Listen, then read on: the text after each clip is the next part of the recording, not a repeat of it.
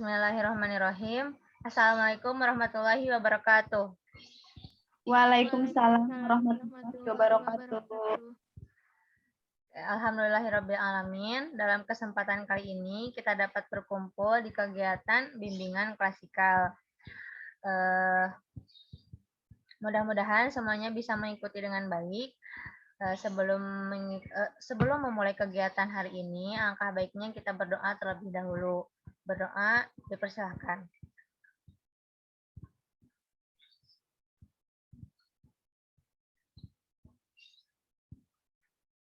Selesai. Selanjutnya kita perkenalan terlebih dahulu ya. Yang pertama dari Ibu dulu. Perkenalkan, nama Ibu Hoirunisa. Boleh dipanggil Ibu Ica atau Ibu Nisa. Selanjutnya dari siapa? Saya, Bu.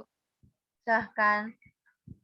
Nama saya Riana Listiani Hoirunisa, biasa dipanggil Riana. Oke, Teh Riana. Selanjutnya? Saya, Bu. Silahkan. Perkenalkan, nama saya Fitri Lestari, biasa dipanggil Fitri. Terima kasih. Ya, silahkan. Selanjutnya saya, Bu. Ya. Nama saya Mira Rosmiati, bisa dipanggil Mira. Terima kasih. Oke. Selanjutnya?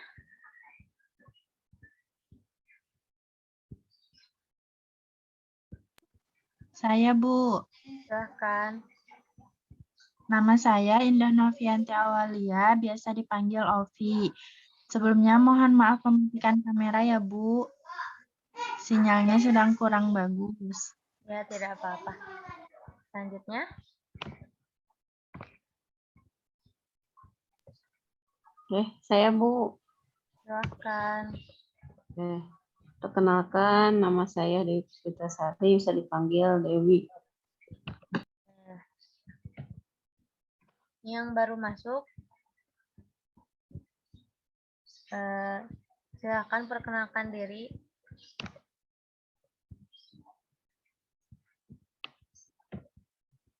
Lanjut saja ya. Ini ada Teh Cynthia Isma. Oke.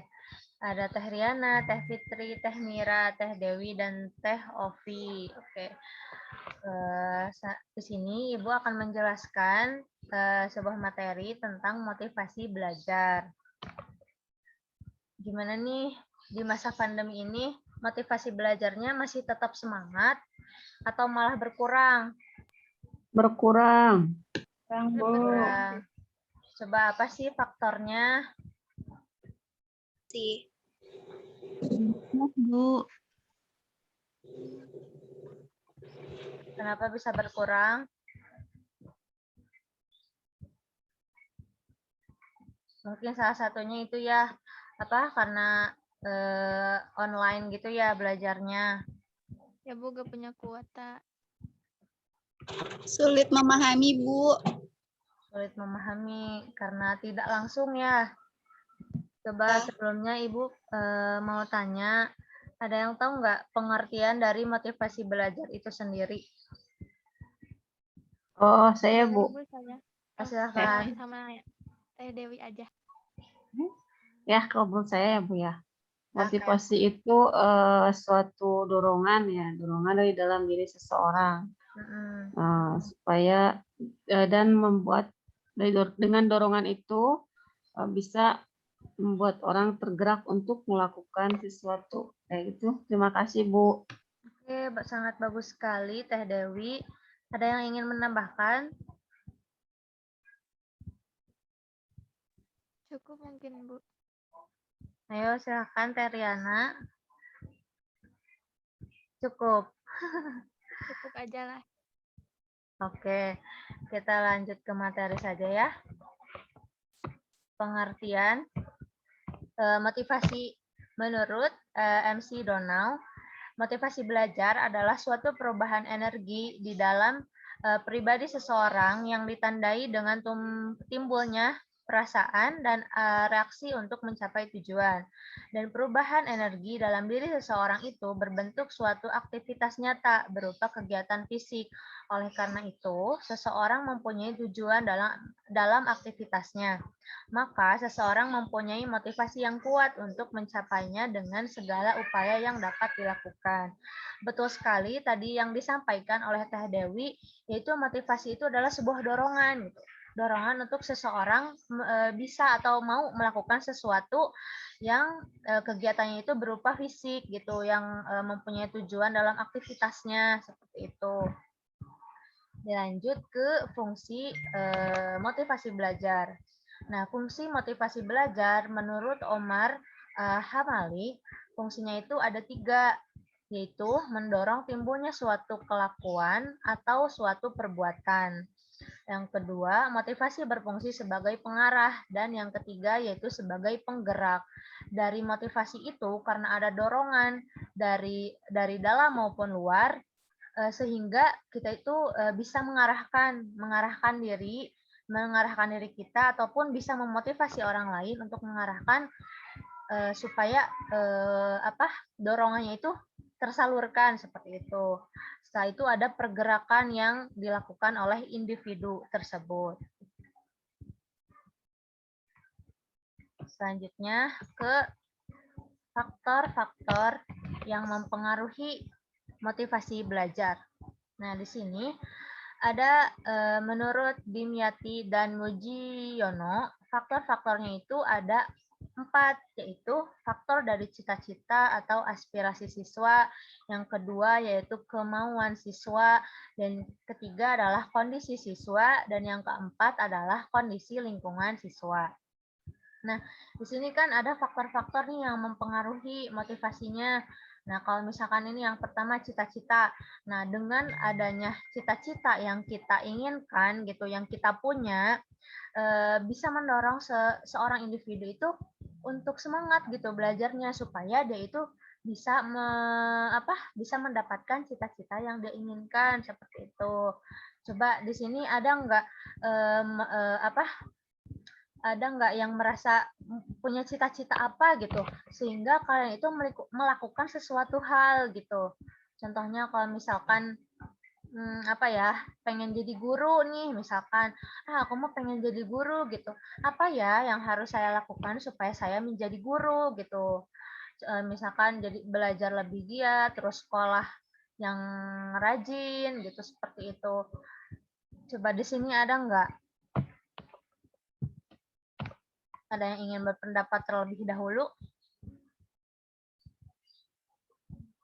Ada yang punya cita-cita jadi apa gitu, misalkan jadi dokter, terus apa yang kalian lakukan, langkah yang kalian lakukan saat ini seperti itu. Ada yang ingin mencoba menceritakan?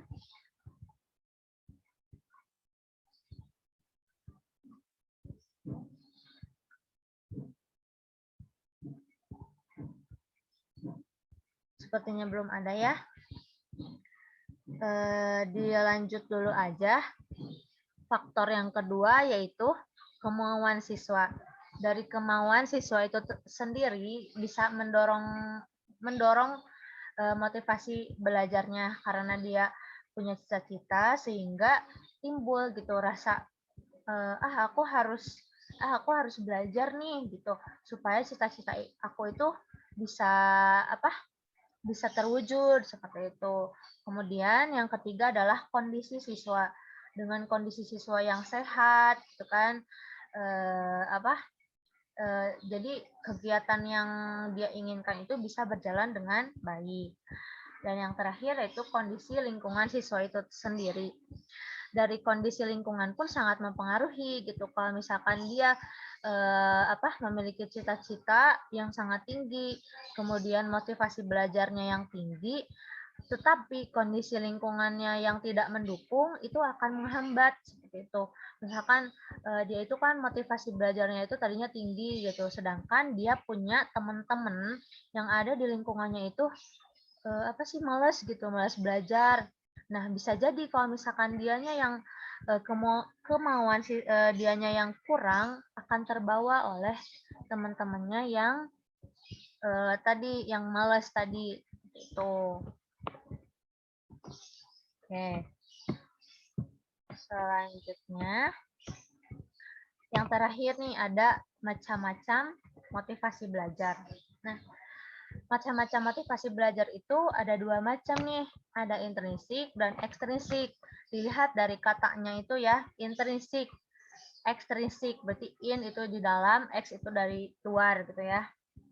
Nah, menurut Saiful Bahri, motivasi intrinsik itu yaitu motif-motif yang menjadi aktif atau berfungsinya, tidak memerlukan rangsangan dari luar.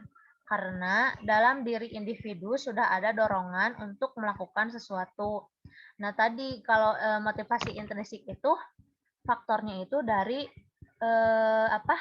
kemauan siswa dan kondisi si siswa itu, gitu kan.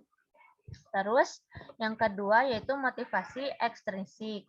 Menurut Sobri Sutikno berpendapat bahwa motivasi ekstrinsik adalah motivasi yang timbul akibat pengaruh dari luar individu. Apakah karena ajakan, suruhan, atau paksaan dari orang lain, sehingga dengan keadaan demikian seseorang mau melakukan sesuatu. Nah, untuk motivasi ekstrinsik itu, faktor-faktor yang mempengaruhinya itu yaitu salah satunya kondisi lingkungan siswa itu sendiri ya.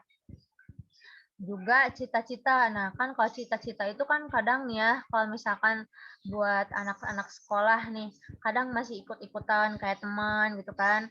Kayak misalkan teman pengen jadi apa gitu, pengen jadi guru atau apa gitu kan. Aku juga mau ikut gitu. Soalnya teman dekat aku juga pengen jadi ini gitu biasanya gitu kan. Oke. Materi yang Ibu sampaikan cukup sekian. Ada yang bisa menyimpulkan?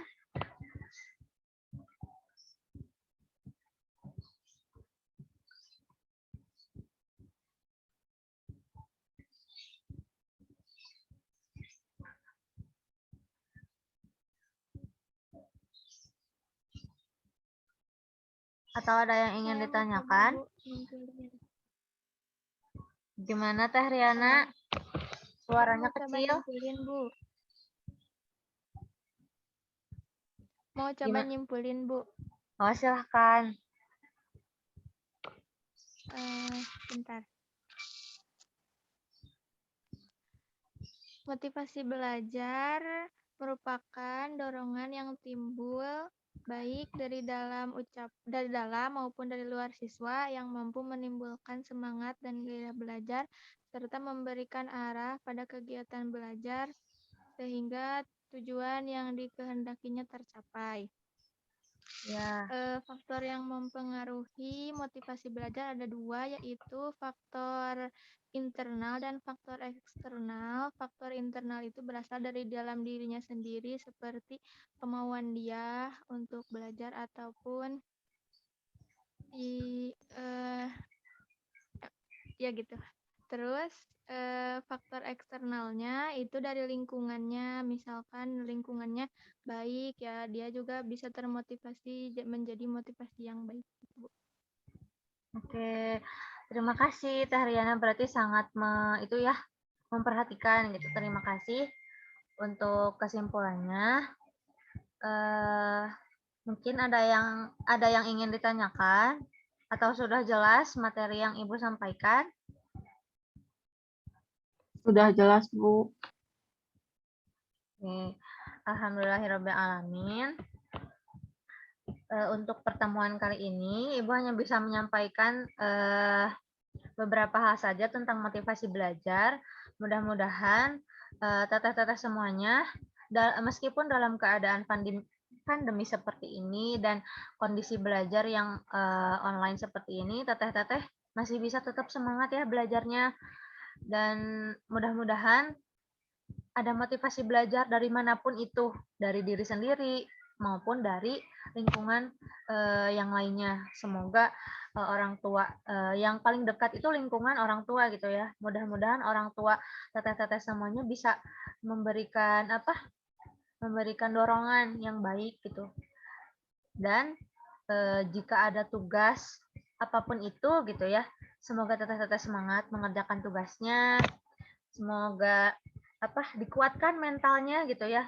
Soalnya di masa pandemi ini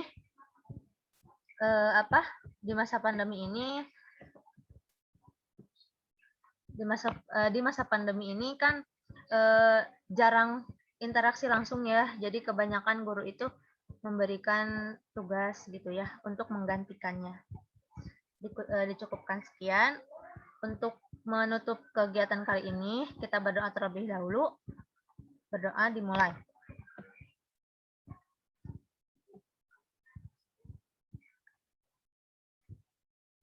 Selesai. Terima kasih atas partisipasinya. Mohon maaf atas segala kekurangannya. Wassalamualaikum warahmatullahi wabarakatuh. Waalaikumsalam warahmatullahi wabarakatuh. Stop ya.